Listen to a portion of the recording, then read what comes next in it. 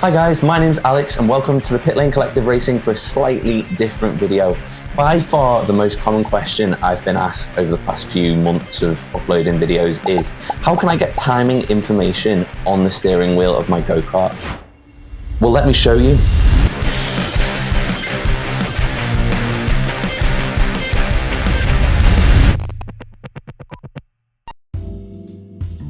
Let me walk you through the gear that I use and then I will show you how I set it up.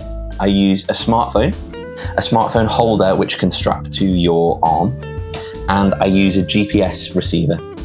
For the smartphone, I use an iPhone, but you can also use an Android. On the phone, I use an app called RaceChrono Pro. It's an amazing piece of software which translates GPS data into timing data, which you can then use on the kart to improve your racing in real time.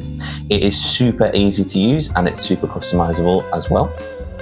The armband is made for people who want to strap their smartphone to their arm, either, I guess, if they're running maybe, or if they're in the gym. It also works really well in this application to strap your phone to the steering wheel of the go-kart. The Velcro is super strong. It does not come off at all. There is no way that's going anywhere. It's really secure. Your phone's held on by these rubber straps, which it can be a little bit awkward sometimes, but they are really strong. I've never had the phone pop out of them.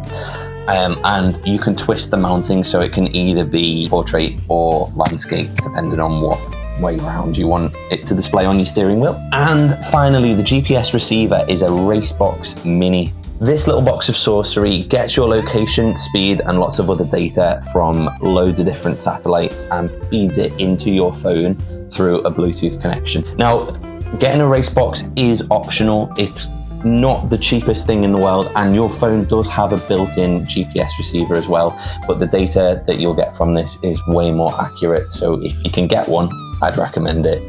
So now we've gone through the gear, let's head to the racetrack and I'll show you it in action. Before we get in the kart, I chuck the Racebox in my shorts pocket underneath my race suit, strap the phone into the armband and open up the RaceChrono Pro app.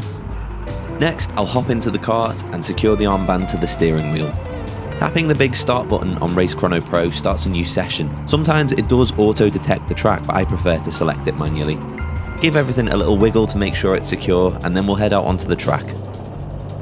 It might take a little while for RaceChrono to connect to the satellites, just let it do its thing, and as you head out onto the track you'll see it displaying some of your timing information.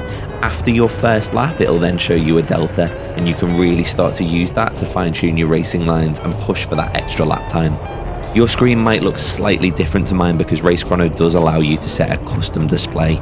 If you want me to do a bit more of a deep dive in how I've got mine set up, just let me know and I'll try and put a video together for you on that. Once you're done, hit stop recording and it'll save your session information and your lap times ready for you to analyse later on. And that's it.